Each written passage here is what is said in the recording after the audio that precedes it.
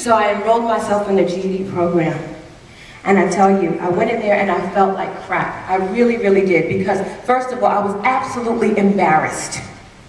How did I get here? And I had no more belief or hope even in myself. And I had disappointed everybody. And everybody was angry with me and everything else. And so I didn't want to be in there, first of all, with those kids. Those kids. And I felt like somehow I was better than them. Like, I'm not like you guys. Yeah, I'm getting my GED, but I'm different. Yeah, I just don't even think that I'm not like you. I just need to get my GED, just like you do. But I went in there with that air, and I remember that I went in, and the director of the program, I went to have a consultation or, meet her. Her name was Dorothy Davis. Strong woman, just African-American woman, and she just had like this presence, almost military, I was like, oh my God. It's like, sit down, okay. One of those. And so, because she's seen it all, done it all, so she's like, what's your story? Like, what you in here for? What happened? Why are you here? I was just like, see, Miss Davis, I'm trying to tell you, I'm not like the rest of them kids. I'm different. I'm trying to tell you I'm different. I just had, a little bad situation, but I'm gonna get myself together. And I had this whole spiel for her, and she just listened. Really? You different? Okay. I want to see how different you are. So you're gonna come to school every day? Yes, I'm going to come to school every day, and I'm going to be on time, and I'm going to get my GED, and then I've got other plans, and I'm going to do this and this and that. And she was just like, okay, I want to see what you do. I believe you. She said the magic words. I believe you. I believe you can do it, and I'm going to hold you accountable to make sure that you do it. And I said, all right, well then I'll see you tomorrow. I'll be here, I'm gonna do it. And every single day, she had something in me that I felt like my mom at the time didn't have in me. She had the belief. She was willing to give me that another chance, to see me for me and not the mistakes I had made. She could still see me. All right, I want to prove to her that I can do this. Somebody's in my corner. At least one person's still in my corner. She's not angry at me, everybody else is, but she's not angry. She said she's got my back, okay? So I came to school every single day. And she'd be coming, she'd come by, look in the classroom. All right, okay. Or I'd go by her office, hi, Miss Davis, good morning. All right, I see you. And it meant everything just for her, that little nod, okay? She took a moment just to spend that time with me to show me that she genuinely cared. She genuinely cared. And I would go by her office and then she would see that I was diligent and I was serious. This kid's really got something. So she said, you know what? I'm gonna give you a job. After class, come into the office. I got some work for you to do. You can do some filing and answer the phone, do some stuff like that. Okay, I'll do it. I can do it, Miss Davis. I can do it. All right, let me see what you do. And so every single day after class, I would be in the office sitting at the desk. And I'd be checking in the other students. And my self-esteem, I started to feel good again. Like, see, I told you I'm not a loser. I told you that it was just a mistake. And you know what?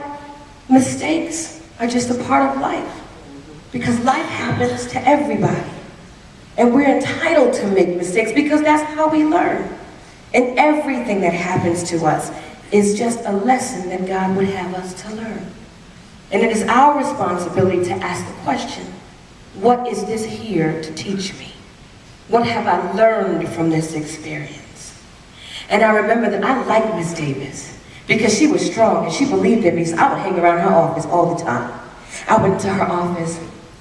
And Miss Davis was interesting. She wasn't quite like my mom. My mom was kind of stern, just real strict kind of woman, not really nurturing. But Miss Davis she was stern, but she was still there, available and nurturing in that way that I needed at the time.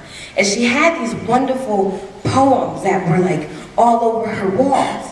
And I would just peruse her walls, just reading them. Like, wow, that's nice. These great poems. And every day she'd see me come in there just reading the things on her wall, all these affirmations and all of this stuff, just eating it up. And she's like, you like that, don't you? Yeah, I like this. Who wrote that? That is so nice. That's inspiring. It was like water in the desert. It was telling me, it was something about it that I was connecting with. Like, this is so, that's good stuff. She says, you know what? You like that? You can have it. Take it off the wall. You need it, obviously. You can have it. Really? It was like gold. I can have this poem off your wall? This poem that I come in your office every single day because I need to read this poem. I can have it. This is your gift to me. Take it. You can have it. And I was just like, wow.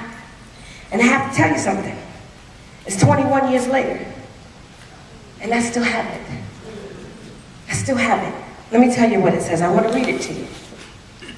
It says, you can be whatever you want to be. There is inside you all of the potential to be whatever you want to be. All of the energy to do whatever you want to do. Imagine yourself as you would like to be.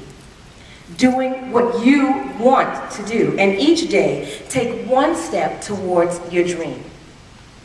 And though at times it may seem too difficult to continue, hold on to your dream. One morning, you will awake to find that you are the person you dreamed of, doing what you wanted to do, simply because you had the courage to believe in your potential and to hold on to your dream. And this one poem has been like the staple, even 21 years later, that I keep it now in my office, so that I can always remember where I come from and those words and how powerful words are. And Miss Dorothy Davis, who took just a moment just to give me some time, to give me that one thing that I needed to hold on to, belief. That was that hope. Just somebody just trust me and give me a little bit of time and a little bit of energy. In spite of all I've done wrong, just look at and still be able to see me and the potential that I have. And she did that for me. And it turned around. It's such a beautiful story because right after I graduated, and actually I had always dreamed of singing at my graduation and all this kind of stuff, and I thought that that dream was over. But when she knew that I came from the performing arts and I was a singer, we had a GED graduation. It wasn't quite how I planned it, but you know, it was still a graduation, right? I was, Mom, got a cap and gown. I'm getting something, we're moving forward. All right, at least you got it done. But I sang at my graduation.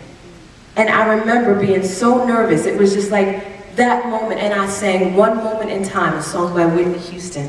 And it was just like that one moment in my life, I'll never forget how she made it happen. And she was like a proud mama. And I remember the moment my mother met her and said, thank you for what you did for my daughter. Because it takes a village.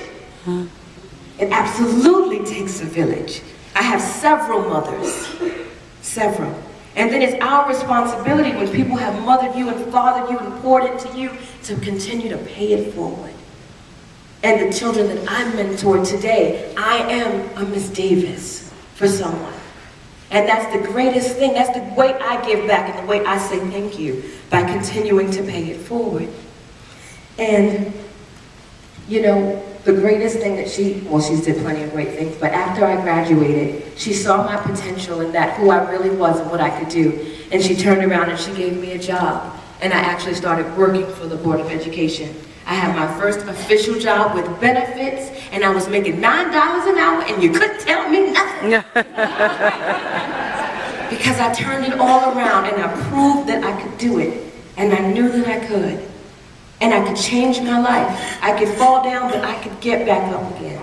And it was the most wonderful lesson, and it was the greatest gift. I'm not in touch with her today. Actually, last year, I was on this whole Dorothy Davis kick. I was like, you know, looking all over, trying to find her on the internet and all kind of stuff. Unfortunately, I haven't been able to find her, so she doesn't know, like, what I'm doing now. But no matter where she is, I'm still keeping her spirit and that energy alive by sharing her story. And you are a Dorothy Davis. You have the ability to be that Dorothy Davis for someone. And so I don't want you to discount the power that you have to really be the difference, be in the change that you want to see. That absolutely starts with you.